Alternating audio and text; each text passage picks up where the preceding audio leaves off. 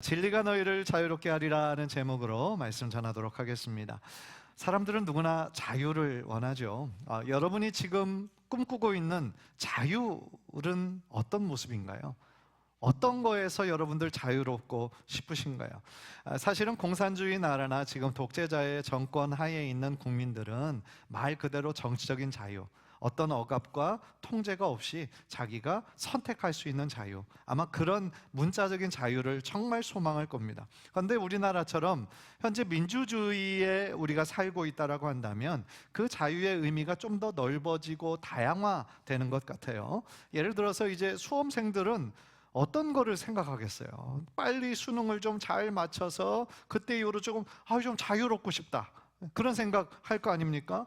많은 직장인들은요 이런 생각을 한다라고 그래요. 늘 그 직장과 일에 쫓기며 살잖아요. 늘 어떤 거 성과를 내야 되고 또 언제까지 뭔가를 만들어야 되고 늘 쫓겨 살잖아요. 그래서 이 특별히 젊은 세대들 중심으로 가능한 빨리 이 재정적으로 경제적으로 좀 그것을 조건을 잘 갖춰서 일찍 은퇴하는 거, 그거를 파이어족이라고 그런대요. 이 영어로 첫자로 FIRE 해가지고 그 빨리 그 경제적인 자립을 이뤄서 다른 사람들보다 일찍 은퇴하는 거, 이게 꿈이라고 그러더라고요. 그러니까 빨리 좀 자유롭고 싶은 거죠. 자기가 하고 싶은 것에 시간을 좀 많이 쓰면서 그렇게 살고 싶다라는 거죠.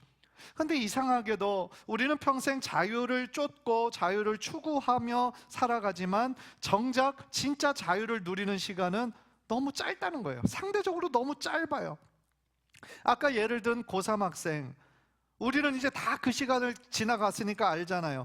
대학교에 들어가면 그렇죠, 자유롭죠. 근데 딱 한때뿐이에요. 제일 조금 자유롭다가 어느 조금만 시간이 지나면 이제 뭘 해야 돼요? 취업. 그 취업이 또 다른 큰 문제로 다가오는 거예요. 그러니까 또다시 불안함 속에 빠져 들어가는 거죠. 많은 직장인들이 퇴직을 하고 나면 몇 달은 좋죠. 몇 달은 너무 자유롭고 그동안 못했던 거 다 하고 여행도 다니고 좋은데요, 얼마 지나지 않아서 자신이 그전에 생각해보지 못했던 또 다른 문제를 만나요. 우리의 인생이 또 다른 문제들이 또 오거든요. 그때 또 불안에 빠지는 것이죠. 이것이 우리의 삶의 현실이다라는 거예요. 그런데 예수님은요, 오늘 이 말씀에서 진정한 자유의 근원에 대해서 말씀하시는 거예요. 그 자유는 제가 방금 예를 들었던 것처럼 외적인 어떤 경제적인 거나 어떤 신분이나 어떤 외적인 조건이 아니라 우리가 참 진리를 알면 그 진리 속에서 우리가 자유함을 누리게 된다라고 말씀하시는 거죠. 그래서 오늘 이 말씀, 여러분 아주 유명한 말씀인데 오늘 말씀의 의미를 다시 한번 여러분들 되새기면서 정말 그 진리를 깨닫고 또한 그 진리 안에서 참 자유를 누리고 체험하는 저와 여러분 모두 되시기를 주님의 이름으로 간절히 축복합니다. 첫 번째로 우리가 생각해 봐야 되는 거는요, 진리는 어떤 지식이 아니라 예수 그리스도시다라는 거예요. 너무나 어떻게 보면 쉬우면서도 우리에게 가장 명백하게 다가오는 거예요. 진리는 어떤 철학이나 어떤 이론이나 어떤 윤리가 아니라요, 예수 그리스도시다라는 거예요. 32절 보세요. 진리를 알지니 진리가 너희를 자유롭게 하리라 라고 말씀하시거든요. 사실 현대를 살아가는 많은 사람들이 돈, 성공 이런 것이 진리인 줄 알고 그것에 이렇게 매여서 살거든요. 사실 우리들의 인생의 가장 어떤 최고의 동기는 돈이거든요. 성공이에요. 그것이 이 세상을 지배하는 가치관입니다. 그러나 우리는요, 물론 이 세상 속에서 살아가고 물론 돈 중요하죠. 우리의 인생에서 중요한 부분이긴 하지만 그게 모든 것은 아니다라는 것은 우리는 알고 있죠. 시간이 지나면 그 가치가 변하고 어떤 그것에 정말 한때 중을 이루었던 어떤 사업도 완전히 소멸하고 또 새로운 것이 생기고 계속 변하고 있잖아요. 따라서 계속 변하는 것은 진리가 아닌 거죠.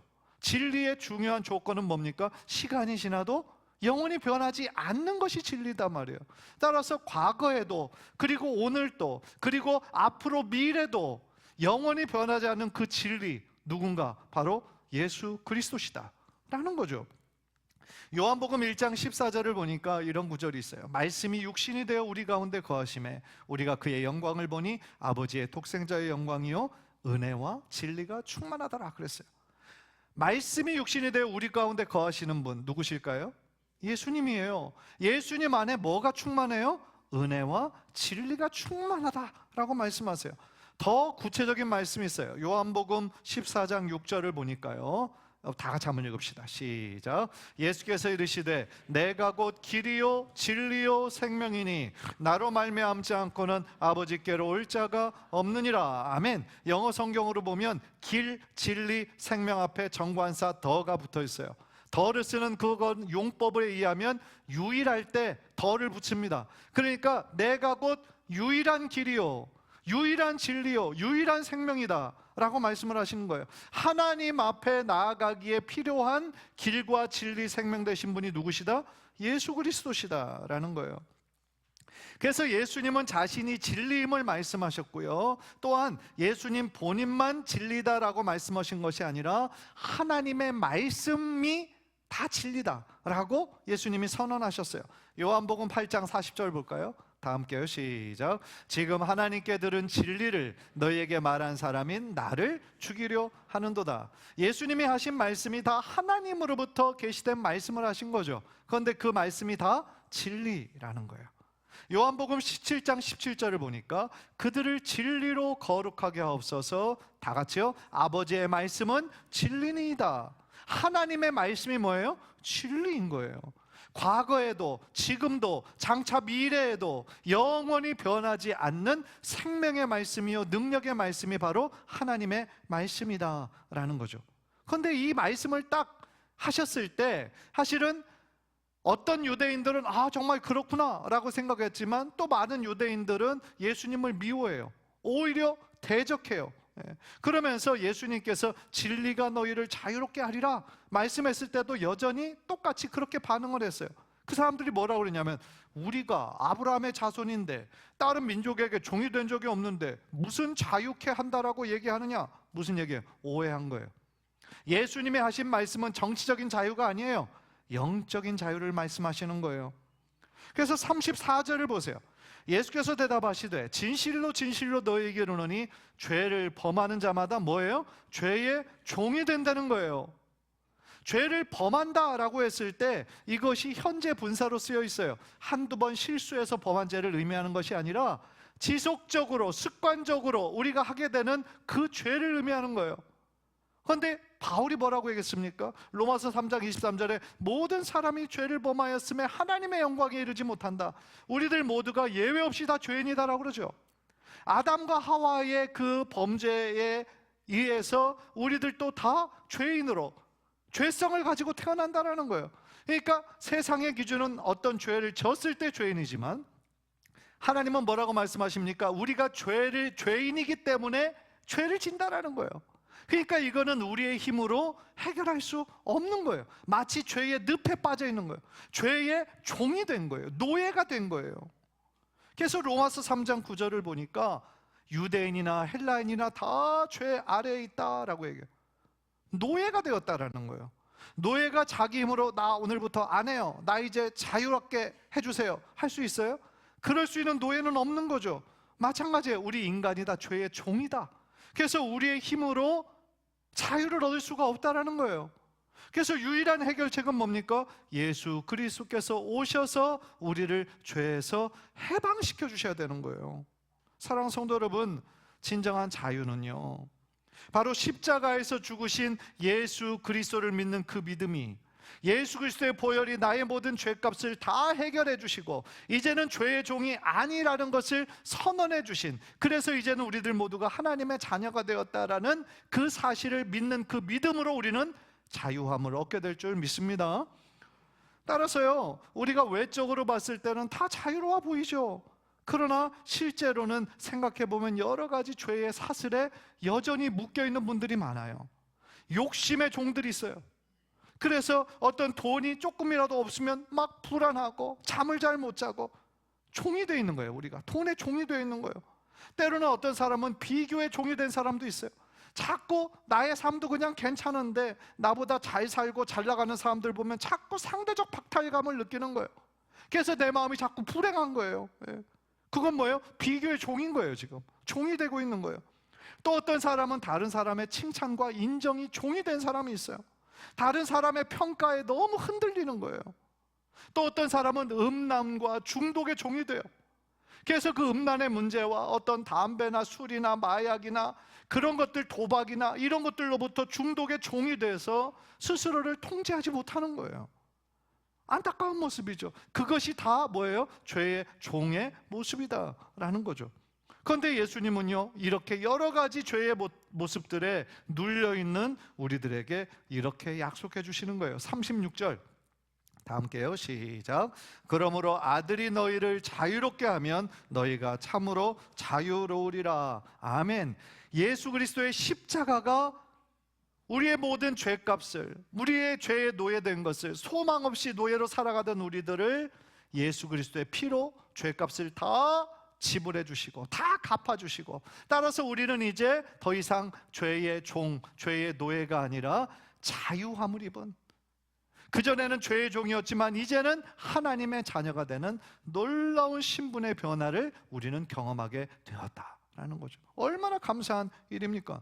로마서 6장 17절 18절 함께 다 같이요. 시작. 하나님께 감사하리로다. 너희가 본래 죄의 종이더니 너희에게 전하여 준 바 교훈의 본을 마음으로 순종하여 죄로부터 해방되어 의에게 종이 되었느니라. 아멘. 그전에는 죄의 종이었어요. 죄의 노예였어요. 그런데 이제 예수님의 십자가가 우리를 죄로부터 해방시켜 주셨어요. 그래서 이제는 우리 의의 종이에요. 이제는 하나님의 자녀예요. 얼마나 감사한 일입니까? 따라서 우리가 잘 아는 찬송가, 죄에서 자유를 얻게 하면, 죄에 의해서 자유를 얻게 하면 보혈의 능력, 주의 능력이라고 고백하잖아요. 다시 말하면 나의 힘으로 그 죄의 사슬에서, 죄의 노예에서 해방될 수 있는 힘이 없어요. 오직 나를 죄에서 해방시켜 주시는 것은 예수 그리스도의 보혈의 능력, 십자가의 능력이다라는 것이죠. 따라서 내 힘으로 한 것이 아니기 때문에 우리는 하나님 앞에 감사드릴 수밖에 없다라는 거죠. 사랑하는 성도 여러분, 진리를 안다라는 것은요, 우리의 예수님을, 진리이신 예수님을 인격적으로 만나는 것을 의미하는 거예요. 그런 면에서 여러분에게 질문하고 싶어요.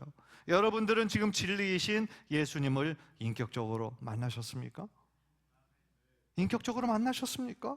예수님의 말씀의 진리가 여러분들의 삶에 참 자유를 주셨습니까? 그 자유를 지금 체험하고 있습니까? 어떤 분들은 이 질문들에 대해서 아멘, 아멘 진실하게 고백할 수 있는 분들이 있는가 하면, 또한 어떤 분들은 약간 의아한 거예요. 내가 예수님이 진리라는 거는 믿어요, 알아요. 그런데 내가 지금 예수를 인해 참 자유를 누리고 있는가 생각하면 자신이 없는 거죠. 약간 주저하는 분들이 있는 거죠. 그렇다면 우리가 예수님이 어떻게 진리라는 것을 아는 데서 멈추지 않고 예수로 인해 진정한 자유의 삶을 누릴 수 있을까요? 그런 면에서 예수님은 우리의 고민을 다 아시는 것처럼 이렇게 해답을 말씀하시는 거예요. 나의 안에 거하라, 내 안에 거해라, 이렇게 약속해 주시는 거예요. 31절 보세요. 31절, 그러니까 예수 안에 지속적으로 거하라는 건데 31절 보면, 그러므로 예수께서 자기를 믿은 유대인들에게 이르시되 너희가 내 말에 거하면 참 내 제자가 된다라고 말씀하시는 거예요. 너희가 내 말에 거한다, 이 말이 무슨 뜻일까요? 영어 성경으로 보니까 If you continue in my word, 예수님이 하신 말씀 안에 지속적으로 거하는 거라는 거예요. 지속적으로 머무는 거라는 거예요. 단순히 아는 게 아니라, 말씀을 그냥 아는 게 아니라 그 말씀 속에 머무는 거, 그 말씀에 순종하는 거. 그러면 우리가 예수님의 참 제자가 된다라는 거예요. 여러분 생각해 보세요. 말씀을요, 지식적으로만 아는 사람들이 너무 많아요. 20년, 30년, 40년 교회 생활 하다 보면요, 웬만한 성경 이야기는 다 들었어요. 그래서 우리가 그것을 많이 아는 것이 내가 정말 예수님의 제자인 것처럼 착각하는 경우가 있어요. 그런데 중요한 건 뭡니까? 아는 것이 우리들의 삶을 변화시키는 것이 아니에요. 그 말씀에 의지하여 우리의 삶으로 살아내는 게 중요한 거예요. 지식이 나를 변화시키는 것이 아니라 그 들은 말씀에 준해서 우리의 삶의 손과 발로, 입술로 우리가 실천하고 순종하는 삶을 살 때 우리의 삶에 진정한 변화의 열매가 맺히게 될 줄 믿습니다. 따라서요, 예수님의 말씀 안에 거하라, 나의 안에 거하라는 것은요, 한두 번의 순종으로 이루어지는 게 아니에요. 예수님께서 나의 말에 거하라라고 말씀하시는데, 이 말은 사실은 내 안에 거하는 말하고 똑같아요. 왜요? 말씀이 곧 예수 그리스도시기 때문에. 요한복음 1장 1절에 나오죠. 태초에 말씀이 계시니라, 이 말씀이 하나님과 함께 계셨으니 이 말씀이 곧 하나님이시니라. 말씀이 육신이 되어 우리에게 오신 분이 누구세요? 바로 예수 그리스도시라는 거예요. 그러니까 내 말에 거하라라는 것은 내 안에 거하라, 예수 안에 거하라는 것을 말씀하고 있다라는 거예요. 그래서 그 말의 의미를 생각해 볼 때 두 가지 측면으로 생각해 볼 수 있어요. 하나는 관계성, 그리고 두 번째는 지속성 측면에서 우리가 생각해 볼 수 있어요. 첫 번째로 관계성에서 예수님의 어떤 많은 비유들이 거기에 해당되는데요, 마치 스승과 제자의 관계처럼 내 말에 거하라 라는 거는요, 당시 고대의 이 스승과 제자의 관계는, 이 제자는 누구의 제자야? 뭐 플라톤의 제자야? 아리스토텔레스의 제자야? 라고 얘기할 때요, 그 사람의 가르침을 그대로 전할 뿐만 아니라 가르침대로 살아가는 사람이에요. 저 사람이 예수님의 제자야 라고 할 때 예수님의 말씀을 기억해서 그거를 전하는 사람일 뿐만 아니라 그 말씀대로 살아가는 사람이 진정한 제자다 라는 거예요. 또한 양과 목자의 그 관계를 비유로 내셨죠. 나는 선한 목자다, 너희들은 양이다 라고 말씀하시잖아요. 양의 운명을 좌우하는 건 뭐예요? 목자가 인도하는 대로 따라가는 거예요. 괜히 딴짓하고 괜히 다른 데 보다가 무리해서 이탈되면 어떻게 돼요? 죽는 거예요. 따라서요, 이 양과 목자의 관계에서 우리들의 선한 목자는 예수님이시기 때문에 양대 누리는요, 주님의 하신 말씀대로 이쪽으로 가자 하면 그쪽으로 잘 따라가는 거예요. 목자의 음성을 잘 분별해서 목자 뜻 가운데 우리가 거하는 거, 그것이 어떻게 보면 양의 굉장히 중요한 사명이다라는 거죠. 또 하나 굉장히 중요한 비유, 포도나무와 가지의 비유. 요한복음 15장 5절 우리 한번 다 함께 읽을까요? 시작. 나는 포도나무요 너희는 가지라. 그가 내 안에 내가 그 안에 거하면 사람이 열매를 많이 맺나니 나를 떠나서는 너희가 아무것도 할 수 없음이라. 아멘. 참 신비로운 구절이죠. 우리가 예수님 안에 있으면, 또한 예수님께서 우리 안에 거하면 많은 열매를 맺을 수 있다 라고 말씀을 하시죠. 그러니까 우리가 주님의 그 생명에 붙어 있을 때, 왜냐하면 예수님이 아까 길이요 진리요 생명이시죠. 예수가 생명이죠. 예. 따라서 우리가 예수님 안에, 생명이신 예수님 안에 붙어 있을 때 우리 안에 예수님의 생명의 열매가 많이 맺히게 되는 거죠. 나무에 가지가 붙어 있을 때 살아있는 것이고 계속해서 영양분을 공급받고 열매를 맺을 수 있는 것처럼 우리도 예수님을 절대로 떠나서는 안 되겠죠. 떠나서는 안 되고 바짝 밀착하게 붙어 있는 것이 바로 주님 안에 거하는 것이다 라는 것이죠. 두 번째로 지속성의 관계에서 설명할 수 있어요. 내 말에 거하라는 것은 지속적으로 내 안에 머무르라, 내 말씀을 듣고 순종해라, 이 말이에요. 따라서 예수님의 비유들 중에서 씨 뿌리는 자의 비유에 여러 가지 종류의 밭들을 얘기하잖아요. 그 씨앗은 문제가 없었어요. 씨앗이 뿌려졌을 때 돌밭에 뿌려진 씨가 있었고 가시밭에 뿌려진 씨가 있었고 좋은 밭에 뿌려진 씨앗이 있었어요. 돌밭에 뿌려진 씨는요, 그때는 말씀을 듣고 즉시 기쁨으로 받았어요. 그런데 그 속에 뭐가 없었냐면 뿌리가 없었어요. 그러니까 어떤 어려움을 만나게 되니까 너무 뿌리가 없으니까 송두리째 그냥 사라져버리는 거죠. 넘어지는 거예요. 가시떨기에 심기운 그 씨는요, 말씀을 들어요. 그런데 뭐가 그거를 막냐면 그 가시가 그 성장을 막는 것처럼, 그 가시가 뭐냐? 세상의 염려, 세상의 걱정, 재물의 유혹, 그런 것들에 막혀서 자라지 못하는 거예요. 신앙의 그 단계를 뛰어넘지 못하는 거예요. 얼마나 많아요. 따라서 예수님께서 말씀하신 좋은 밭 뭡니까? 예수님의 말씀을 믿음으로 순종하고 반응하고 말씀대로 살아가고, 그렇게 할 때 뭐가 돼요? 많은 열매가 우리 삶에 맺히게 된다라는 것이죠. 사랑하는 성도 여러분, 이처럼 참 제자는요, 예수님의 말씀을 단순히 아는 자를 말하는 게 아니에요. 제자 훈련 했다고 제자가 되는 게 아니에요. 물론 안 하는 것보단 나아요. 안 하는 것보단 훨씬 나아요. 그러나 그 제자 훈련 잘 수료했다라고 해서 예수님 제자 되는 거 아니에요.